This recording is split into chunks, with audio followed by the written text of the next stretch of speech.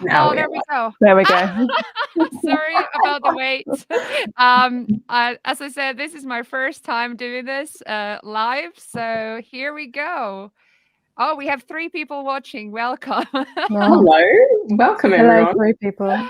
Oh, this is great. Yeah, sorry about the little delay. As I said, this is the first time doing this, so I literally forgot to press the button that says go live. So I didn't know. Probably partly my fault as well, and it's very early in Australia, so Yeah, I was thinking like, did you oversleep? I've been not sleeping much, so slightly. Well, good morning, Xylo. Good morning, Thank Xylo. you. Good evening. Good evening, Alina and Hannah. And great to chat today. Yeah. Same. So we are here to talk about music production, creative confidence, and confidence generally. And then we are also going to talk about the documentary that we just released in last Sunday, Valentine's Day, which we created together. And we're just going to chat a little bit about all of this. So very excited. Yeah. So should I just read some of the questions here, and then we can also, anyone who's watching this, you can also put comments to the chat thing and ask anything. If you have any questions to us at all, then I'm also going to keep an eye on that, and we can answer to those questions. But should we just get into it? We have an hour Let's get into to it. answer anything. So yeah. Hello, Yari. Said hi. yes. Hello. Oh, love this. Oh, so exciting. My plan is to do so much more of a live stream, so this is fun. That's a good practice. Yeah. So should we just quickly introduce everybody actually before we go to, so do you want to Xylo example, do you want to introduce yourself first? Sure thing. So I am Xylo Aria. I am an artist and a music producer, and I also run Music Production for Women, which is an online learning platform, mainly teaching music production and hoping to encourage any woman who's felt that production is not a space for them, to show them that it definitely is. So that's me. Well, welcome. This almost feels like this is my my what's that kind of like a chat show? Yeah, it does actually. A Lena show. Lena show with a cup of tea. Tell me about your feelings. Cheers. Oh yeah, this is like we at England. We're both like with cup of tea, of course. Well, I mean, it is 8:30, so I was like, should I have a glass of wine? But I thought I'd have a tea instead, just to remain. Well, do you want to introduce yourself, Hannah? Yeah, sure. I'm Hannah. I am a singer, artist, songwriter, and I guess now I could maybe say producer as well, but still. You totally can. You totally can. And you should. Thank you. And yeah, just about a year ago, got in touch with Xylo and Lena, and they have helped me learn to produce, and we have made this film together. And yeah, it's really exciting to be part of the project, because I love being part of projects that work to address gender imbalance, in particularly the music industry. So yeah, exciting times. Very exciting. And you have an EP coming out? Well, not confirmed yet, actually. But yeah, we are working.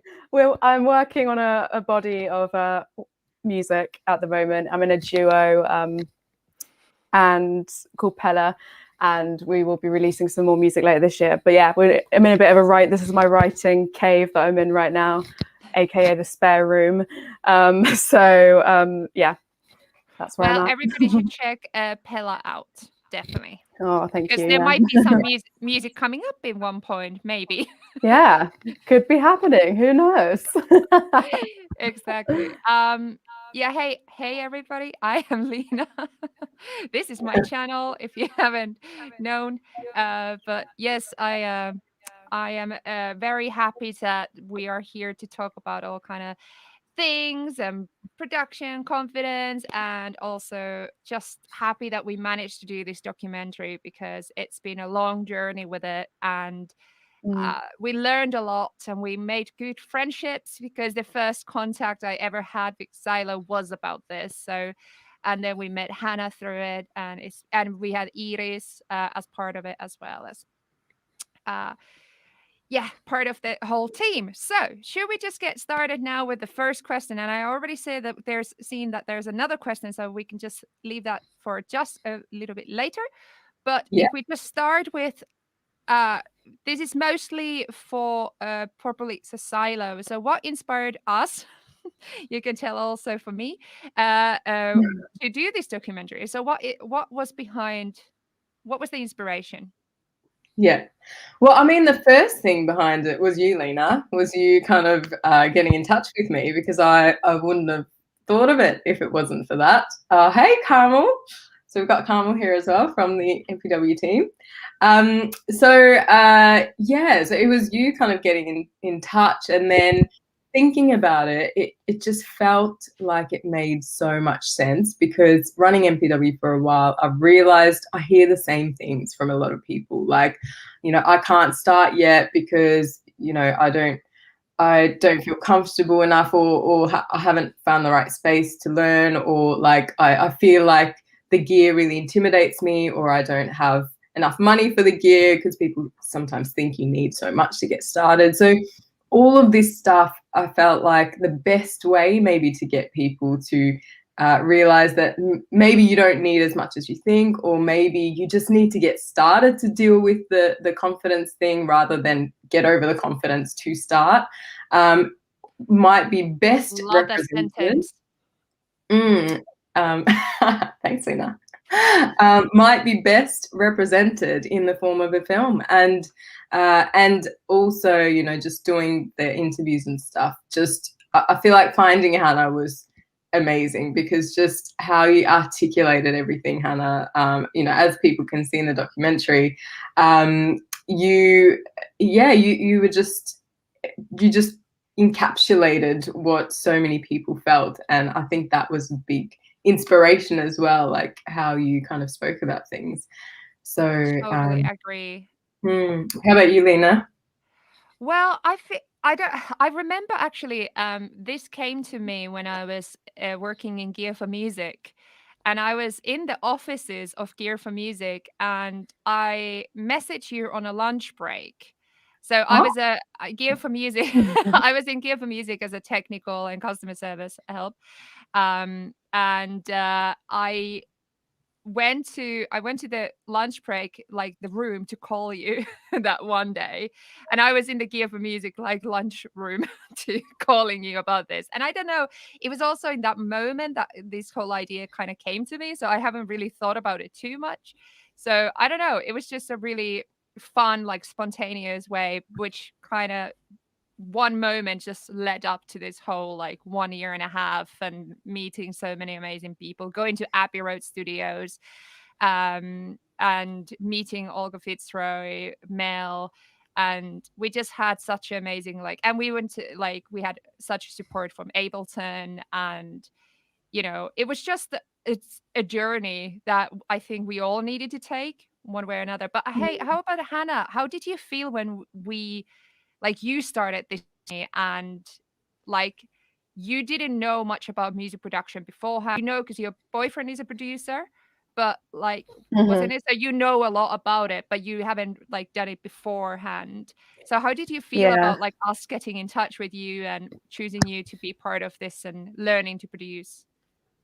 Happy but nervous is what I would say, because I think I'd kind of been putting off starting. So then I was like, oh, now I actually have to start, because which was good, because you choosing me for the opportunity meant that I had no excuses not to, which was really good. But yeah, I think it was, from looking at computer screens where Ableton or Logic was open and being like, oh my gosh, what is that? To then being, from everything that's happened in the past year, now not feeling like that way at all. So I think that's how I felt before, was what is going on that computer screen is how I would describe it. You know what? I love that. And I love that you've gotten from there to where you are now. And even from the comments, Lena, in the video, Yeah.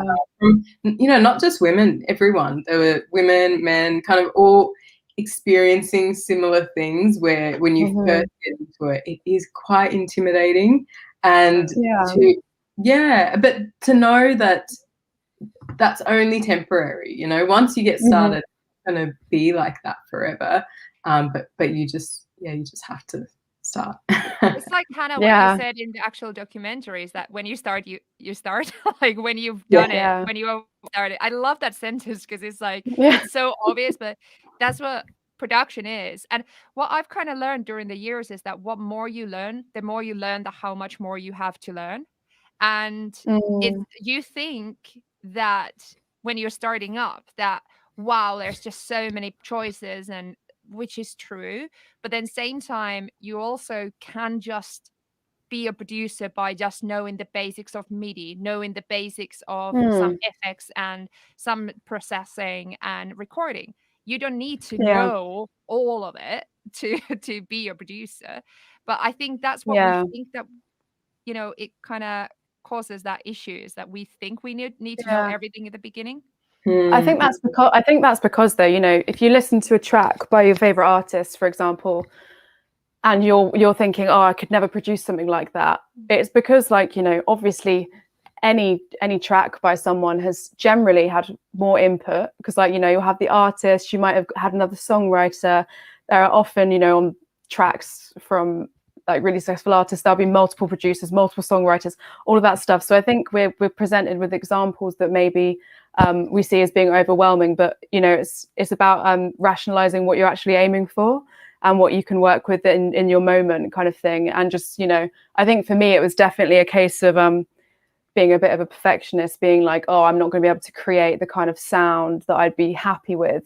But like, you just kind of have to drop that initially and be like, okay, it's like anything. If you like with singing, for example, you don't get to be a good singer by not practicing every single day, But that's so it's the same with production, But that's why it's so interesting. Why is it with techie stuff? We just constantly, like, with everything else, like cooking or baking or whatever, like life, cleaning. Like, I'm rubbish at baking, to be fair. So don't be a perfectionist, like Tron Fanboy says. It's I agree with you. And Technocat said, addicted to buying equipment and VSTs. I think a few people probably have that. So for that, I can just say though, like what I feel like I always say in my videos though, is that when you buy a lot of equipment, is that especially if you're starting, I feel like that's an aspect of confidence, is that we think that we need to have everything. That's why I kind of do everything with Ableton stock plugins, because I mostly use those because I know them very well. And I know I don't really need to get almost anything else. Do you know what I mean? It's like I only buy plugins when I feel like I need them, but like stock plugins already have so much. But I think when you're starting up, we think that we need, like, so that we are good, we need to use a lot of money, but that's just not true. Well, I mean, also I think as well, like, it's all well and good spending lots of money on plugins and gear, but like for me, don't get me wrong, I know there's a lovely Moog sat here, but that is shared. There's a lovely Moog. A lovely Moog here, but if you don't, you have to learn your, Ableton or Logic or Pro Tools or whatever first. You have to know how to use it before you can make those fancy plugins actually sound good. So, I think it's about starting the learning process before you invest, lots of money. So yeah, definitely. And I think at the end of the day, each their own. Like whatever makes you happy, if you get really inspired by buying gear and buying plugins, and you get excited by learning something new, then that's great. So it's just of course, really I guess all of us, like, who's in any kind of techie thing, we'll all love gadgets. Like, who doesn't? I feel like it's just always fun to have a new toy. So should we just answer quickly So Yuri's you're, yeah. yeah, So yeah. Let's how do that. about, Oh, yeah, go on. so they're just asking any tips for getting into flow and forgetting about ego and insecurities, how to just to do and feel and not judge. Love that I question. think that's your question, Lena. Anything about flow, I'm just like, Lena. I'm glad to answer to that because that's it's something that actually I have personally worked on a lot in the recent years. Not as just, I think why I concentrate and I talk about workflows a lot is because I personally have had such an issue with it all. Um, I wrote for a publishing company for a while as a songwriter, and this is something interesting is that I do so much like music production tutorials and all this, but I am originally a songwriter and a singer, and I started acoustically just guitar, and piano, and my confidence was completely destroyed by working for writing songs for a publishing company. Absolutely destroyed. Oh. And that's where I kind of went more into production. I was like, okay, well, I'm going to put all my effort to this. And now I think workflow and production, it's so important because when we produce, we kind of forget the initial love that we have for songwriting. Do you know, like when we are like younger and you just sit by a computer, I mean, like whatever instrument you are loving, and you just sit by and you just start putting out the ideas without any judgment. And I feel like, especially when I was younger, I was doing that so much more. And now when I've kind of mastered a lot of different type of production things, I feel like I've lost that enjoyment, a lot of it. And that is why I'm studying workflow so much, is because I want to figure out how we can be those kids again. How can we enjoy and just have fun and not think about sales, not think about genres, not think about what other people think. And I think the key for that is you just need to personally go to the journey to figure out not who you are musically, because music just lives any day. It can sound different if it just comes purely from you, but it's more the fact that how are you comfortable with just pressing buttons that make sounds. You know what I mean? So it's like whatever workflow it is, whatever tool it is, it doesn't matter as long as Mm. you're having fun.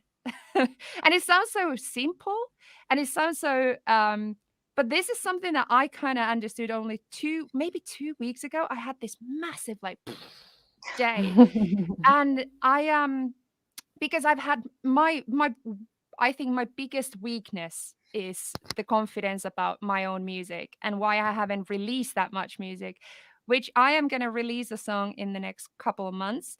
And it's I have a whole story about that. I'm not going to go into it, but basically I just wanted to I was making some beats and stuff in my studio, and then I asked my husband to come and listen, and then he was just like, you know what? Why don't you just enjoy what you do? Because what he hears is me trying so hard to make something that pleases people. And Mm. then when he just said, I think you just need the right person to just say, why don't you just enjoy it? And that really clicked something in my head. I was like, you know what? You know what? That's so true. Well, why do I concentrate? Like, why don't I just enjoy it? Why do I need to have, does this make any sense? I think it's such a wide 100%. topic, 100%, Lena. but it just, I think we need to understand, the point of this is understand how can you enjoy making music, and how for you, what's the enjoyment, and if you love it, then it's worth it. Anyway, so that, I think that's thank you here. That's, thank you. It makes sense to you as well. That's good. Yeah. So Yeah. okay, do you have any comments on that? I think that's such a good point, Lena. And it's funny, like, I feel like when I first started learning to produce, I was just going crazy, just finding weird samples, putting them into things. I had no idea what I was doing. but in some ways, I feel like I was almost more creative then, because I was like, well, I don't know about this anyway. So like I had zero expectation of creating something good for myself. So I was just like, I'm just gonna have fun. I'm just gonna do whatever. And then a lot of those ideas actually coming from lessons of me trying to learn how to use a certain plugin or something turned into full songs. But I feel like, and also I think a big part of being creative for me as well has been making mistakes. Like sometimes when you do something accidentally and you're like, wow, that's so cool. Yes. But also and sometimes I accepting think, them. yeah, and accepting them. Is that what you said? Yeah, accepting them, because it's like exploration and just like exploring and accepting is one of the key for so much happiness in life and in music and production, I think. It's just accepting that what comes and just dealing with it in a way, and then just making something out of it. And it's just usually those decisions make so much better beats and music and everything. Yeah, for sure. But yeah, you're right. Like I feel like as I'm sort of learning things more, there's sort of less errors, which I kind of I'm hoping for, because like I don't often end up with something that I totally did by accident, and I'm like, oh, this is really cool. So yeah, I think it's like you said, just getting in that sort of earlier headspace where we're not worried about like why are we doing this, trying to create something that's the next selling top line or something like that, but actually just doing it because it's something fun that we set out to do. But it's also like seeing, agreed. Exactly. It's like with anything in music as well. I think like seeing it as a practice rather than it being like, I'm now going to go do some production to make a track.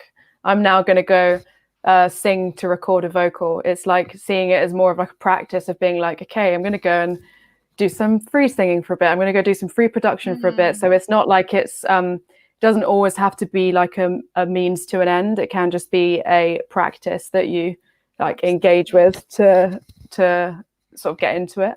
Yeah. Quick. And I was just gonna say actually, so Tekaka asked are we musicians?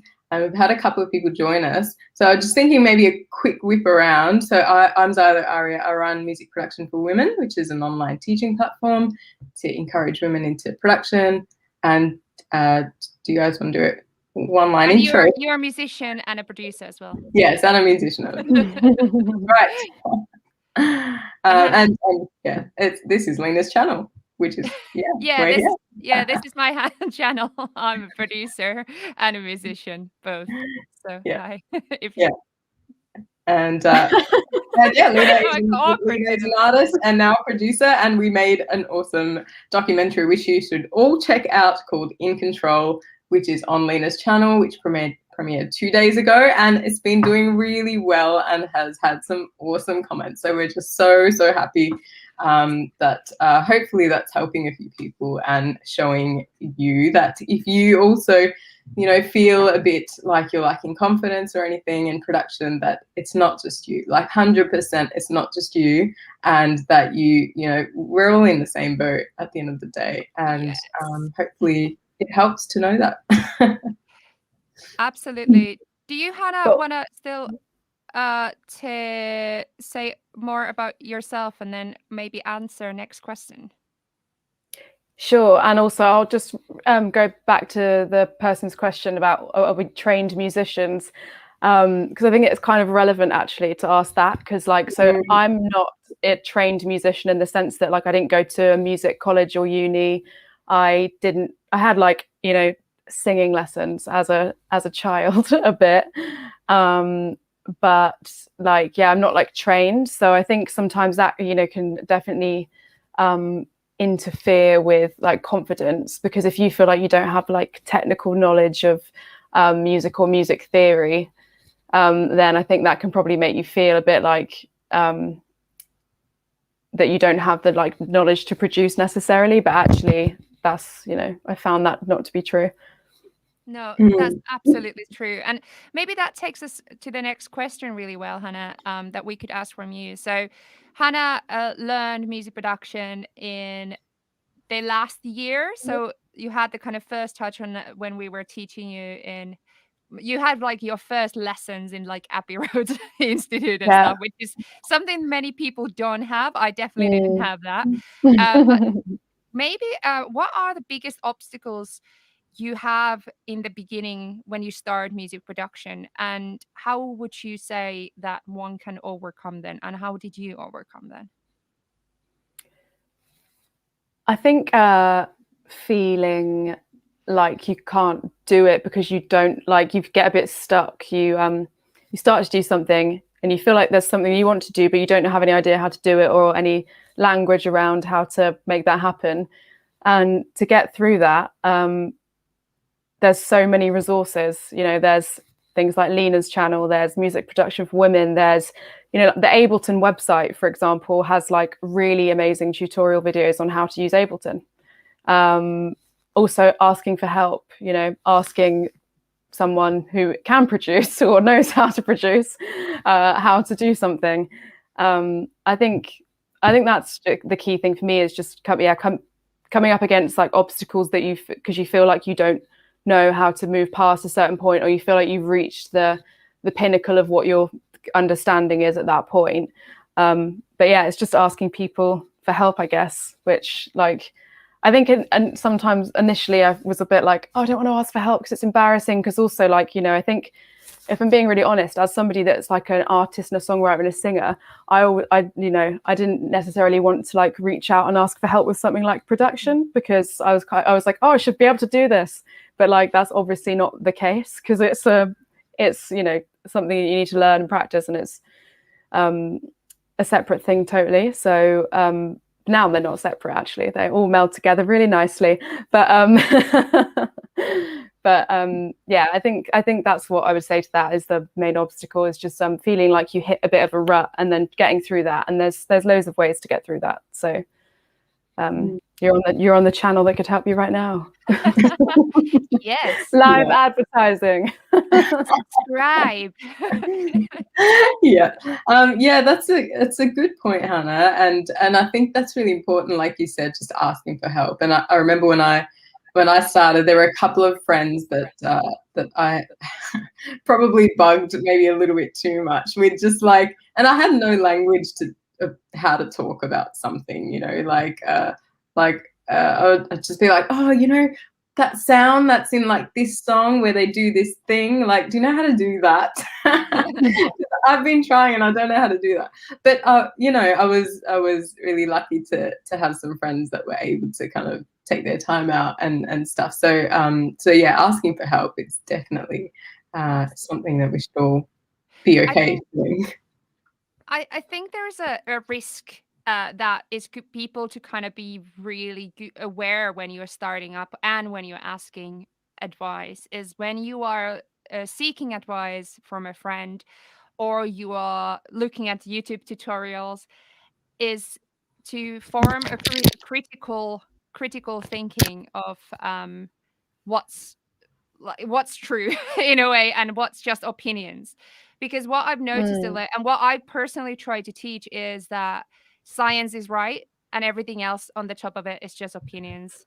And so audio industry is full of people who tell you you need to have that, you need to do that, that's right, that's wrong, you like, and then it adds into the confidence issues, because you think that, oh, but that person said it should be like this, and then you start questioning yourself, are you doing everything right? And I feel like that can actually affect your decision making, because you trust that one person and you put them on a like pedestal because you think they know better, so you start comparing to them. And the fact is, audio industry is just full of opinions. Like, science is correct, how signals work, how all that's just fact and science. But everything else is just opinions. And when you're starting up, it's just good to be aware of that in the end, nobody knows shit. In a way. Like, Yes. it's just a fact. And you know, a lot of people just think that a lot of people think that you listen to a conversation and you're like, wow, that person knows so much, but it might be that they just literally Googled it. Kind of like, Yeah. it's Also, totally though, I would say, like, you know, if you see someone that's like, oh, they know so much, it was like, well, that's because they've done it. Like, you know, they got to that point from, you know, it's not that you can't get to knowing that much. It's not that you can't get to understanding as much as they would understand. It's just that, you know, it's if you get on the route to doing that, you can do that. Do you know what I mean? Like, if you think so, like, you know, if you hear a producer and you think what they do is really good, it's like, well, they got there by doing it and practicing. So I think, like, yeah, I think that's like, and I think it's, you know, it's important to be like, to have goals, but also to see that, like, you know, you can get there, but it is a matter of like practicing and like using the resources that you have to get where you can get to, kind of thing. Definitely. And sorry, Lena. I was just going to say there's something I'd love to add to that, and I'll quickly say hi to Ashok, Phoebe, Wallace, Raven, and good point, Carmel, as well. And like it kind of ties in with what I was going to say was, so we run a podcast as well at MPW, so it's called MPW Podcast if you're interested. But in that, what I've found is we've spoken to like Grammy-winning producers and engineers who are incredible at what they do. And when I ask them something about like how should you do something, they're more often than not, their response is, you know, this is usually how I do it, but it's definitely not the only way. And if you don't do it that way and it turns out great, then more power to you. You know, like the answer is always that there's never one way to do anything. And what I've found is that people, when they do say that, they're like, oh no, this is how I do it and this is right and everything else is wrong. It's often like they don't really know what they're saying. The people that I know that are really, really good at what they do, they're so open to all possibilities and always acknowledge that there are millions of ways to get to a good end result, whatever that means for you, and for you to just kind of go ahead with that without worrying too much about is this right, you know? You know what really, actually, now when I'm thinking about it, you know what really helped my confidence with audio is, well, of course, I my master's degree helped me a lot because I learned a lot in there. But one thing I learned in my master's degree, which was really a massive change of like complete, it just rocked my world different, like that place. And my lecturer Jess and the way that he was teaching, he didn't teach us DAWs. We were using Reaper the whole time I was there. This was in a master's level, and he didn't care about DAWs. He didn't care about plugins. He didn't care about all these fancy things. He was like, you know what? You're going to make yourself a plugin. So we were in the first course, we were coding a plugin, and I created an LFO on my first level by using JS in Reaper. And, you know, I shit my pants because I was like, I never coded and I am shit at math. What am I going to do? And you know what? That taught me more.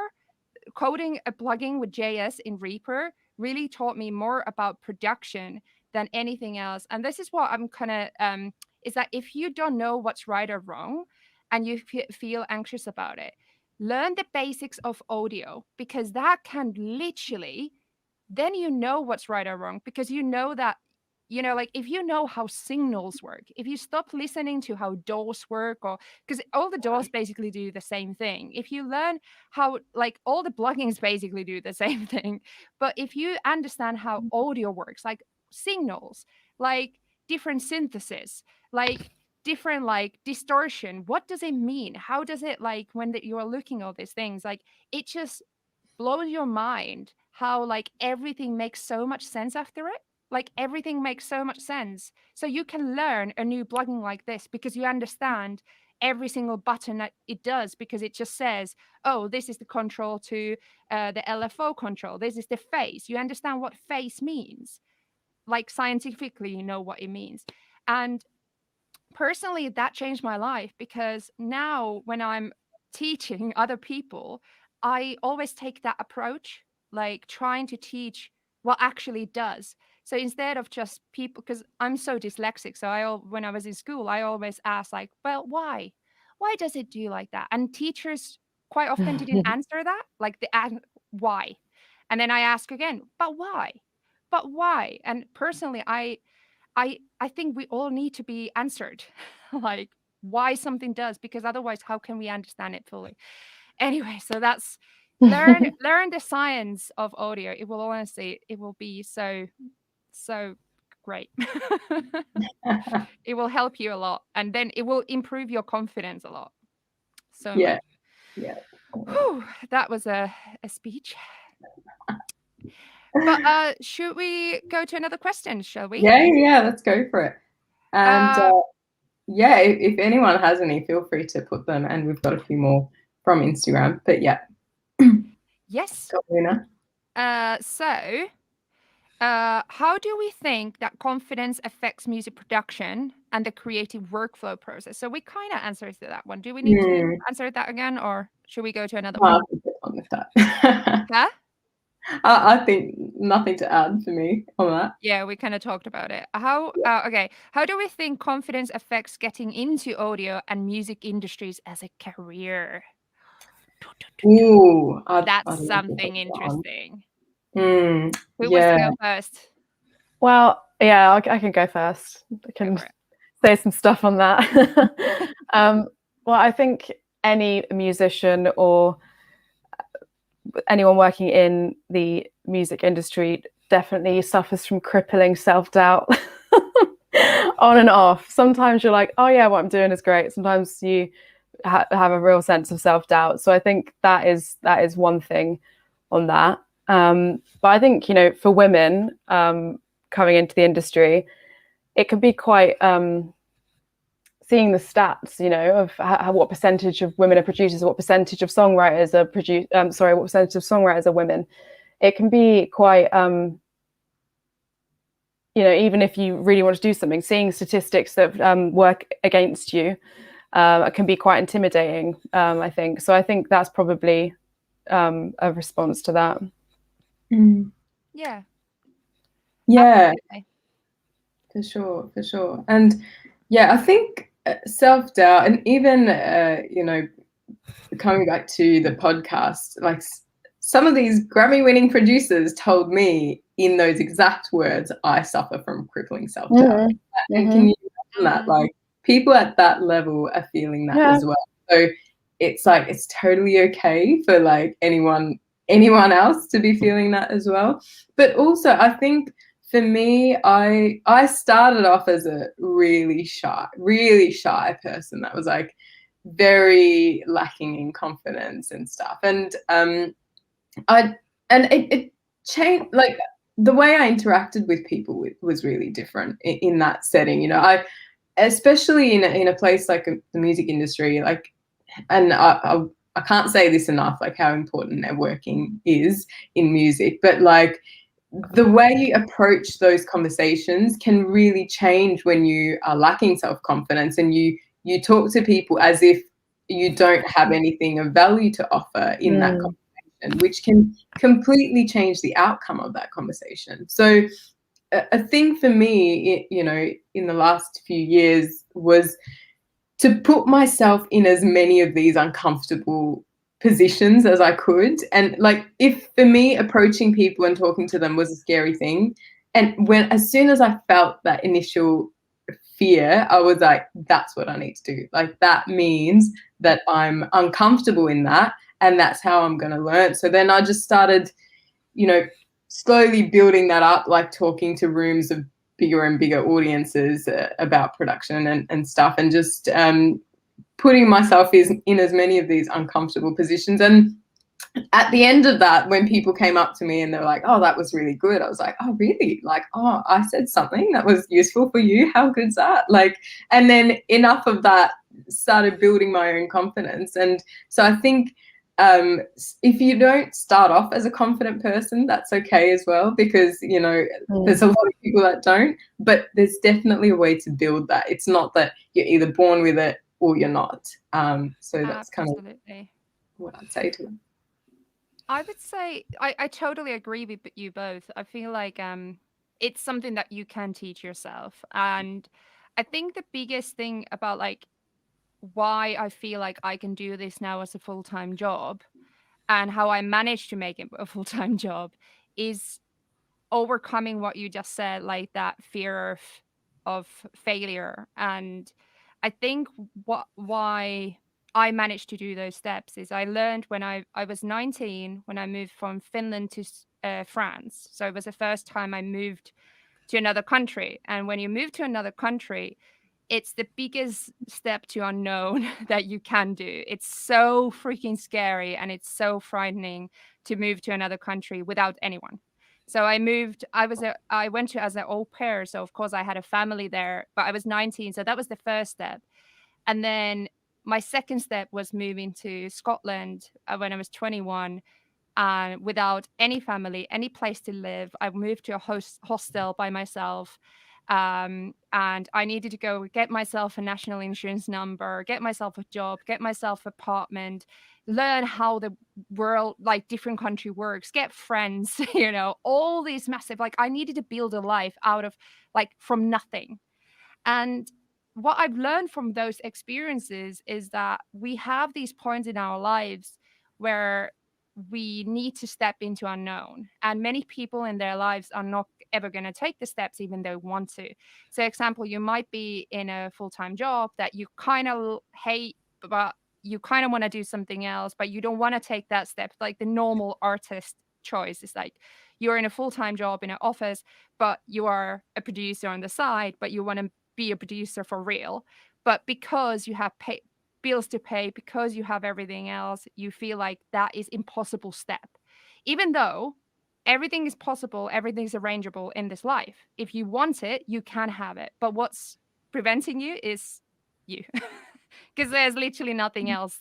There's nobody there like, nah, don't do it. Of course, there is some people that might be like, if you have children, if you have families like that, there's so many aspects to it that maybe you can completely be like just living for yourself. But if you're not in that situation, I feel like personally, what biggest one for me was because I've done that step so many times and I've experienced and I've gone through the crying to my mom as on a phone, like, why did I move to Scotland? Like, like being very vulnerable. But because I built my life from that and made a career out of it, but because I stayed with it and I've done it so many times, taking the step from I was a full-time lecturer in a university, and that's a good job. That's a appreciated job that my family was very happy about. And then I'm like, hey, you know what? I'm gonna quit it and be a YouTuber. And I think why that step was smaller for me was because I've done it so many times before. And it's never easy, but as Xylo was saying, is that you can teach yourself to understand that it's gonna be okay. It will be okay. And what more times you do that, the more times you convince yourself that it will be okay. And it's not even convincing, it's you show yourself that it's okay. But so that you do that step, you need to really fully believe that you are 100% doing it. Because I only took that step because I was like, well, I'm going to work 24/7 for it. And that's the only reason I managed to do it. But I think to be able to be a producer, to be able to be in a creative career, it is full commitment and full time, like jumping head on to something that you're unknown and just trusting that it's going to be fine. But I think it is anything with creative. You need to be fearless to do it. But I'm still scared all the time. It doesn't take away that. Yeah, actually, I said something about being fearless on my Instagram, and someone pulled me up on it, and they said, no, it's not about being fearless. It's about having the fear but doing it anyway, because it's never gonna disappear. So it's just like pushing through that. And Andy, yeah, really cool that you playing live made you nervous, but then you kept putting yourself out there because you do get better every time you do it. And I mean, you know, surprise, surprise, practice makes you better at something. But like, it's an easier thing sometimes to say than to actually do, to keep putting yourself in a situation that makes you nervous. So good on you. And hello, JB. No, Did we have any other questions on there, Lena? we do have. Well, we have how much time left? I'm We like, have where am 15 minutes. 15 Yeah. minutes. And I think someone was asking for social accounts, so we can do that later on. Yeah, So, hey, if anyone there has any questions, again, please let us know, because we're gonna go for the last 10, 15 minutes of our chat. So if you have any questions, music production, confidence, anything that related area, then we can answer. So we have one question that we have prepared, which is, what type of impact making this documentary had on each of us? And I would love to hear from Hannah first, because the documentary was about Hannah. And for anyone who's not seen the documentary, shame on you. No, just just go Not and watch. shame. No, no shame on this channel. So anyone who's not seen it, it's basically a documentary where we follow Hannah learning to being a music producer. So we teach Hannah by ourselves. We gave lessons by able to live certified trainer. Mel was giving lesson to Hannah, as well as we had a nice session with recording engineer. Olga Fitzroy, who's an absolute legend. And then that was now exactly almost a year ago that this happened. Pre-COVID times. Yes. And now Hannah's produced your first self-produced single and everything. So tell us a little bit about that, Hannah. Like, how did this experience change? How did it impact you? I think first and foremost, like, I would say that it's like made me a better songwriter and artist, which sounds like a weird thing to say because we're talking about production, but actually, like, they're so linked. And I feel that, like, having widening my knowledge and now understanding like the principles of production and you know, how to produce. Obviously still learning a lot. I'm not fully confident yet at all, but I'm like so much more confident than I was a year ago. And I think that it's allowed me to be a better artist and songwriter, which I think is a really important thing, because whether it's that you want to be a full-time producer, or whether it's that, you know, you're an artist, singer or musician who wants to also know how to produce, I think it's a really important aspect of that.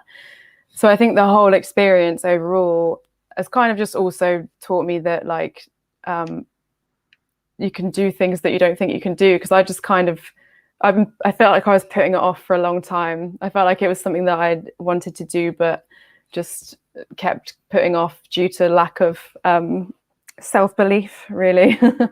And I think that the past year has given me that self-belief to know that I can do it, and that actually it's demystified a lot of things, because I just kind of thought that, okay, I'm a singer, I'm a writer, I'm an artist, production doesn't need to be part of my repertoire. But and I thought that maybe it couldn't be, just because, you know, I saw it as being a really complex thing. And don't get me wrong, obviously where I'm at right now with production, there is so much more to know, but I definitely feel like the whole process has been demystified, and I can see that it's something that I can do now. So awesome. So good. Round of applause to Hannah. And also another big thing is that, like, you know, I think one of the lines that I say in the film is something about thinking that I couldn't do like what that man does. And now I feel that that line totally does not reflect how I feel, because actually I just know loads of women producers now from like doing from the past year. I now like know just from, like, you know, joining networks and through doing research, like I actually just know loads of women producers. So if I could go back, I would not say that phrase again because it does not apply. That's so interesting. So, That's really interesting. yeah. But isn't it like when you get to know more female producers, the more you're suddenly like, shit, they're everywhere. You're like suddenly like, what? There's like so many. As soon as you research a little bit, and then you're like, there's hundreds and hundreds of them suddenly around you. Yeah, and also like the amount of like artists that are also producers but don't say they're producers, because I think maybe it's like, you know, maybe they don't see themselves because they don't do production full time, and that them being an artist or a songwriter, performer is their main thing, that they don't really see themselves as producers. But you know, I think it's the most useful, one of the most useful tools to have as an artist is to understand production and be able to use like Logic, Ableton, or whatever you use. Like that's such a useful thing to have, and also to have the language around it. You know, I might when in the music that I release, like I might not produce the track, you know, but I have the language to talk about it now. I have the way to talk about what I need on a vocal, what I think a synth sound should sound like on that part of the song. So it's just, yeah, it's overall excellent. I love that. Overall, excellent. I feel like it's, what time is it here? This is past my bedtime in the UK, so the articulation's gone down. Okay. That's so amazing to hear, and we're so glad that you were part of it. And yeah, it was just such a good experience. Should we tackle a couple of questions till the end? Maybe I could maybe answer by myself this one: how to defeat imposter syndrome as a music professional. I could just add a quick answer to that. I think best way of defeating imposter syndrome is understanding that every single person in the world have an imposter syndrome, that there's no person who is confident, and confident people do not exist. There's people who can hide it more, and there's people who can hide it less. But the thing about that is that it gives you the empowerment that. Oh, Hannah, your microphone crackled. Yeah, sorry, I was just moving. I think with imposter syndrome, one of the, like, having a network around you is one massive force, I think, and having someone that you can relate to, rely on to constantly coming to help you and make you realize that you're worth it when you mostly need it. I don't know. I feel like that helps for me, because currently I'm doing a very big project that I'm going to tell you all about soon, but I feel massive imposter syndrome about it, like so bad. But actually Xylo has helped me so much, just being like actually believing that I can do it. So I think we need those people next to us to kind of just remind us that, yep, it's under control, we can do it, and then just keep on carrying on. But yeah, so we need those friends. Do you, Xylo, want to answer one of the questions as well? What do we have? We have so many now. Yeah. How do you keep up work when you feel anxious, scared of failure? Oh, hello, Celia. Good to see you on here. I feel like it varies to me. Like, sometimes I just try and push past it, because you know, obviously we all feel that. And sometimes I just feel like, oh, I'm just not, like everything I'm making is like a bit shit or whatever. And then you just, you know, get in this headspace. And then sometimes I just try and keep making stuff with the hope that it's going to get better. Or other times I really need to just take a break. And I think just acknowledging that actually pushing it is not working for me, and I just need to completely have a time where I switch off and I'm not doing this.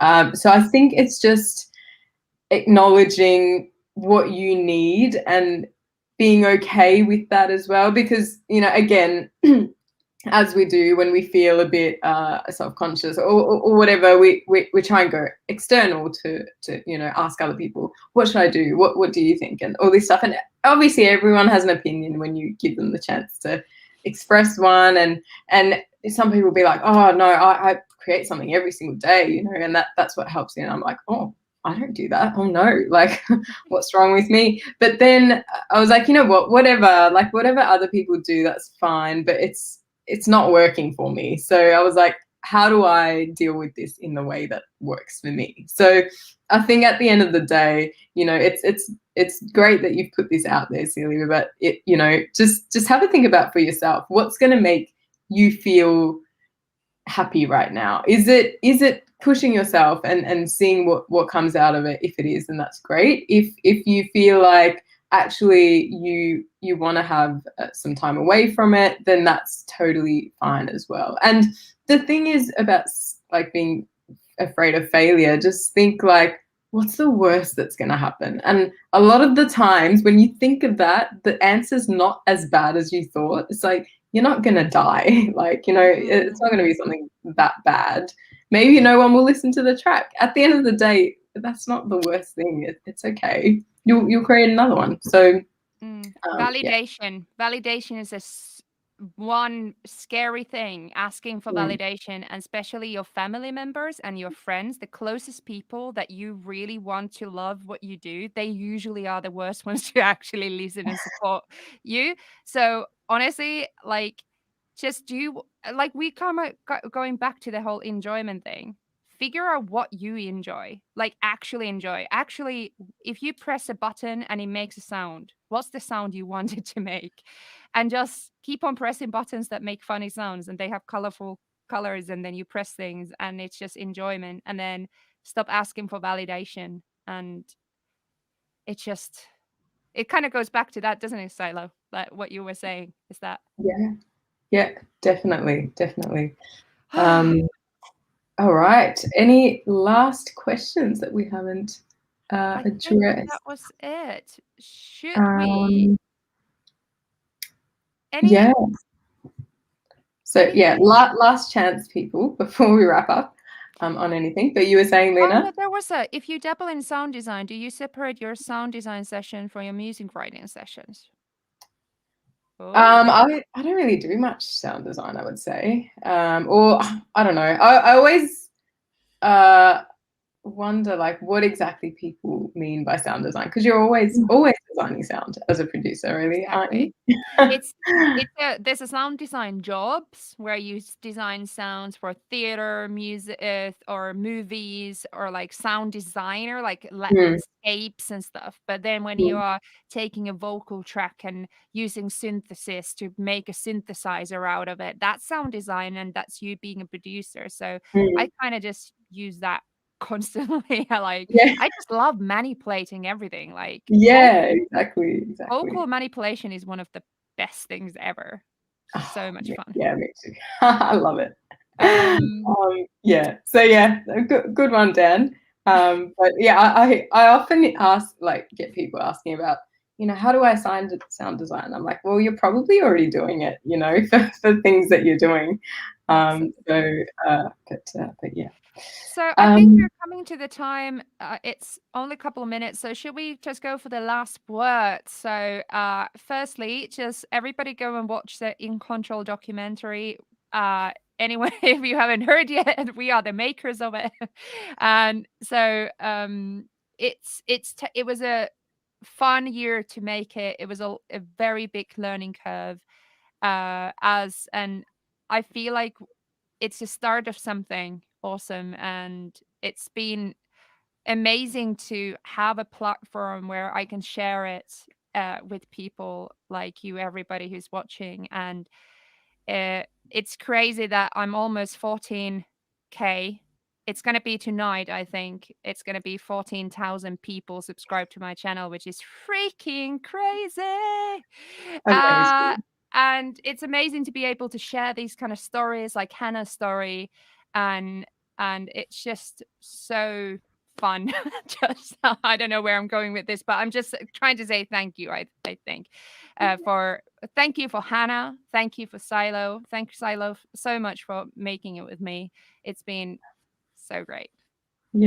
Yeah, for sure. And Celia, you really liked it, which is great. And Gloria as well. So that's, I'm so glad that people are enjoying it. And yeah, and you know, one thing that I was thinking of an answer to the, like, what did you get out of it? And for me, a big thing that I got was partnership, because a lot of the time things that I do are on my own, but it was so nice working with you, Lena, and like I think often, or we do have very different strengths, which was perfect, I think, for this project, because we each kind of ran with what we do best and put it all together. So it's been so good, and I'm so glad we found you, Hannah. Like we were so glad when we finished that interview with you, and we're like, she's the one. Oh no, well, thank you to you both, because they were like, I needed some women to help me get into production, and you know,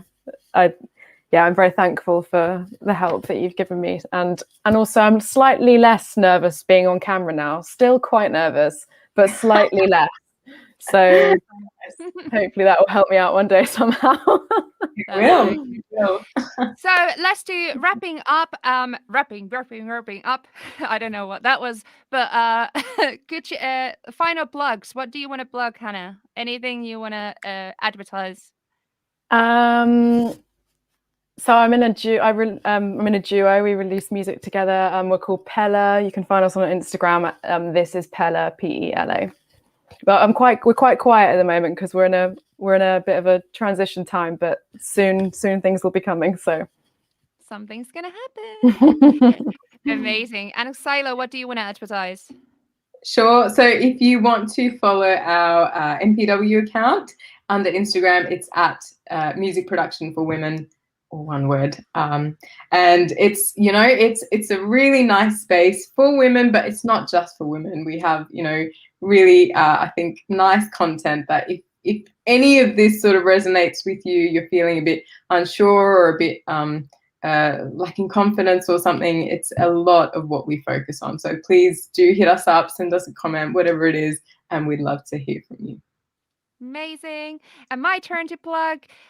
This Sunday there is a new tutorial all about multiband dynamics. Multiband dynamics, as we all want to know about that. And there's a lot of cool stuff more happening on my channel. So there is a Women's Day project, which is a massive YouTube collab that Xylo was also part of. So that's going to happen soon. And also I'm going to have some new music coming soon as a music video that I'm filming this Thursday. So you will see me dancing. Woohoo! And the song that I'm publishing, I made in 2 hours. So that is also something that sometimes creativity just happens. And that's what I'm talking. Have fun. That's the point of everything. That's the point of music, right? Sometimes point of life. Point of life. I knew you were going to say that. Oh no, I'm that predictable. Oh gosh. Sydney says, "Lol, we always see you dancing." Well, that's kind of true. Hey, well, thank you so much for everybody being here today. Thank you for anyone who's followed me, and also subscribe if you haven't yet. And I'll see you again on Sunday, and I'm going to start doing more these kind of live chats in here, and also live streams where I'm going to produce maybe a song in an hour or stuff like that. So please tune in, and thank you, Hannah. Thank you, Xylo. You are awesome. And have a very lovely day, evening, afternoon, night. Bye. Bye. Bye. Bye.